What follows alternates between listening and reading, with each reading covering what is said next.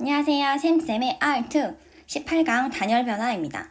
오늘 목표는 건조 단열 감률, 수분 단열 감률, 이슬점 감률을 정확하게 설명할 수 있다 입니다. 노트 볼게요. 자, 단열 변화라고 하는 것은 사실 연력학으로 수식으로 설명할 수가 있지만 우리는 그냥 말로써만 이해를 할게요. 공기덩어리가 외부랑 열교환이 없이 부피 변화만으로 내부 온도가 변하는 현상입니다. 이때 내부 온도는 즉 내부 에너지와 그냥 같은 거예요. 그래서 내부 에너지가 감소했다, 온도가 떨어져. 내부 에너지가 증가했다, 온도가 올라가. 알았죠? 공기덩어리는 어떤 여러 가지 현상으로 국지적인 가열을 받았다, 아니면 산사면을 만났다. 여러 가지 이유로 강제적으로 상승하거나 하강하는 일들이 벌어져요. 이럴 때 공기덩어리가 변화하는 온도는 결국 단열 변화를 하게 돼요. 이건 법칙입니다. 알았죠? 이때 크게 부피가 팽창하면 온도가 내려가는 단열 팽창, 부피가 압축되면, 부피가 감소하면 온도가 올라가는 단열 압축. 네. 공기덩어리는 상승하거나 하강할 때 전도율이 굉장히 낮기 때문에 단열적으로 변화한다라고 가정할 수가 있어요. 알았죠? 이때 공기덩어리가 상승할 때 주변 공기는 고도가 높을수록 기압은 낮고요. 그리고 밀도도 작아요. 왜냐? 중력의 영향으로 대부분의 공기는 지표에 몰려 있습니다. 따라서 공기덩어리가 상승하면 주변 기압이 낮아지기 때문에 부피는 더 커져요. 이렇게 커지게 되면 공기덩어리가 외부의 일을 한 거거든요. 외부의 일을 했다? 그러면 내부 에너지를 쓴 거죠. 따라서 내부 에너지의 감소가 온도 감소로 나타나요. 온도가 낮아지죠. 온도 하강이라고 할게요. sorry. 온도 하강. 다음에 공기덩어리가 역으로 고도가 하강할 때에는 주변 기압이 높아집니다. 이때는 부피가 오히려 감소하죠. 이것은 일로 설명하면 외부에서 공기덩어리로 일을 해준 거예요. 따라서 일을 받았죠.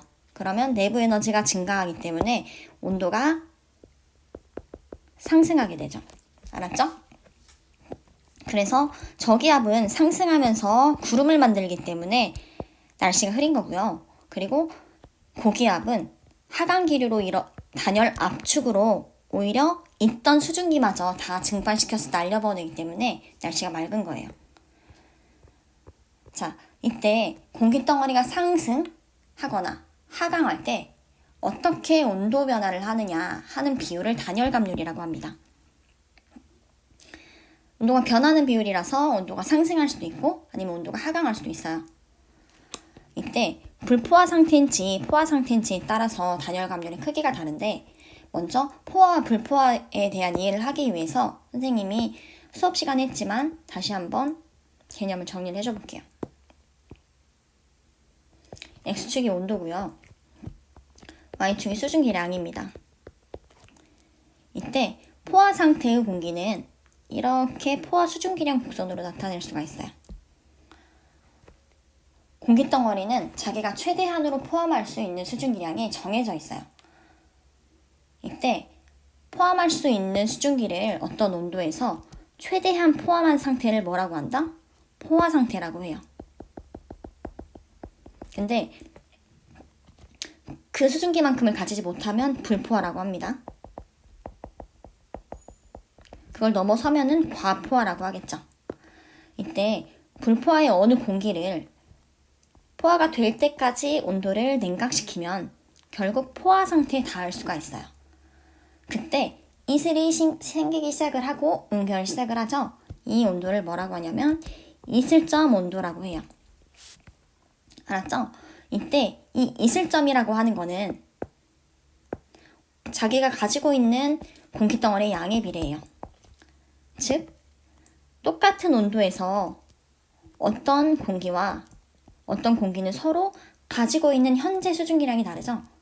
그래서 각자의 수증기량만으로 응결시킬 수 있는 온도가 다 다른데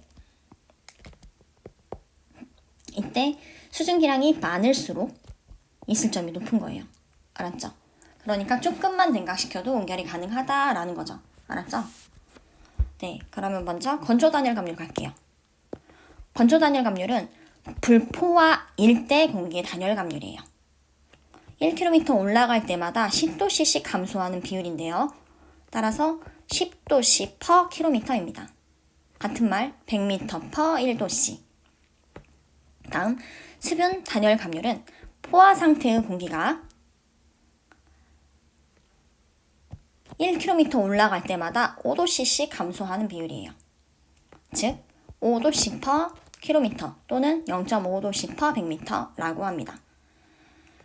이거를 기호로서 표현할 때 선생님이 건조 단열 감률은 감마 D, 그리고 수분 단열 감률은 포화 상태의 공기이기 때문에 saturation, 그래서 감마 S로 표현을 할 거예요. 수분 단열 감률이 건조 단열 감률보다 기온 감소 폭이 작죠. 그런 이유는 이 수분 상태에서는 공기 덩어리가 계속 올라갈 때 더 온도가 낮아지면서 포화 상태인 상태로 계속 온도가 낮아지면은 결국 응결을 하잖아요. 응결할 때에는 수증기가 가지고 있던 잡열을 방출하기 때문에 열로서 닫힌 개 안에 열이 공급되는 거예요. 응결열이. 따라서 온도 감소의 폭을 줄여주는 거죠.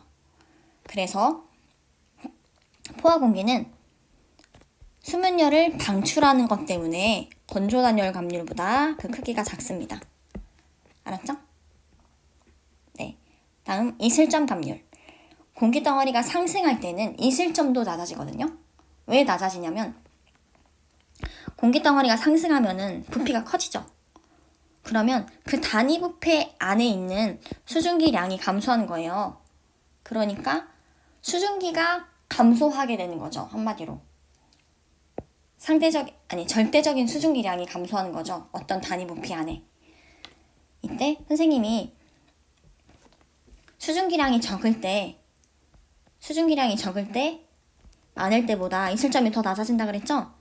따라서 이러한 이유 때문에 공기 덩어리가 상승하면은 이슬점도 같이 낮아져요. 근데 얼마만큼? 2도씨 per km라는 비율로 낮아져요. 알았죠? 그러면 이것으로써 우리가 상승하는 공기가 언제 구름이 만들어지는지를 알 수가 있어요. 자, 구름이 어떻게 생기냐? 먼저 불포화 공기가 상승하다가 온도가 이슬점과 같아지면 응결을 시작해요. 그걸 뭐라고 한다? 상승 응결 고도라고 합니다. 그러면 정의가 그러하니까 이거를 유도할 수 있어요. 자, 온도가 떨어지죠. 얼마만큼? 1000m당 10도씨 떨어지는 비율로. 근데 상승 응결고도 H라는 높이까지 가니까 올라간 높이 H를 곱해준 만큼 온도를 빼주는 거죠. 이때 이슬점도 지표에서는 이슬점 온도로 출발을 하지만 이슬점 감률 1000m당 2도씨 만큼 H만큼 올라가죠. 이 올라간 높이만큼 감률을 해서 빼줘야 되죠. 이슬점을. 근데 그 H라는 높이에서 T와 TD는 같아야죠. 따라서 이렇게 등호가 성립을 합니다. 등식이. 그럼 정리를 하면은 H만 가지고 있는 거를 내가 왼쪽에 남겼고요. 그리고 T를 저쪽으로 넘겼어요. 알았죠? 그러면은 결국 이렇게 돼서 정리를 하면은 1000m 분의 8도씨 곱하기 H는 T-TD와 같죠. 이걸 H에 대해서 정리하면 8분의 1000 그리고 T-TD예요. 이때 이 1000에 내가 미터를 달아놨죠. 따라서 미터로 구할 때에는 125 곱하기 T-TD 라는 공식이 만들어지죠. 네, 이거 약분하면 125죠. 이때 이 상승 응결고도를 미터로가 아니라 킬로미터로 구할 수도 있어요. 그러면은 여기가 1000m가 아니라 1km로 되는 거잖아요. 따라서 나는 킬로미터로 구하겠다라고 하면은 8분의 1 킬로미터 t-td가 되는 거예요. 알았죠? 이걸 친구들이 질문한 친구들이 있어서요. 자, 그럼 구름 어떻게 생기는지 각각 나눠볼게요. 먼저 여기 상승 연결고도가 여기라고 할 때 이게 h예요. 그러면은 고도가 상승 연결고도보다 낮을 때, 즉 아직은 포화가 되지 않았기 때문에 불포화 공기가 상승하는 거죠. 이때는 건조 단열 감률로 상승을 한단 말이에요. 그러니까 100m당 1도씨가 내려가는 비율로 공기가 상승을 하겠죠. 다음 상승열 고도, 즉 H라는 그 높이에서는 뭐가 같다? 네, 잘했어요. 온도와 이슬점이 같아요. 이때는 상대 습도가 100%이기 때문에 수증기가 응결해서 이때부터 뭐가 생성돼요? 맞아요. 구름이 생성돼요. 그러면 그 상승 응결고도보다 더 높아지게 되는 경우에는 이제 포화 상태의 공기잖아요. 그쵸? 상대 습도가 100%인 포화 공기일 때는 뭐라고 했어요? 그렇지. 수분 단열 감률로 상승을 해요. 수분. 즉 100m당 5도씨 100m당 0.5도씨, 즉 5도씨 per 킬로미터로 단열 감률을 하는 거죠. 알았죠? 네. 다시 핵심 팡. 건조 단열 감률 얼마라고? 그렇지. 10도씨 per 킬로미터. 수분 단열 감률은 5도씨 per 킬로미터. 다 외웠지? 이슬자 감률은 2도씨 per 킬로미터. 상승 응결 고도를 미터로 구하면 어떻게 한다고요? 네, 잘했어요. 125 곱하기 t-td. 여기까지. 안녕.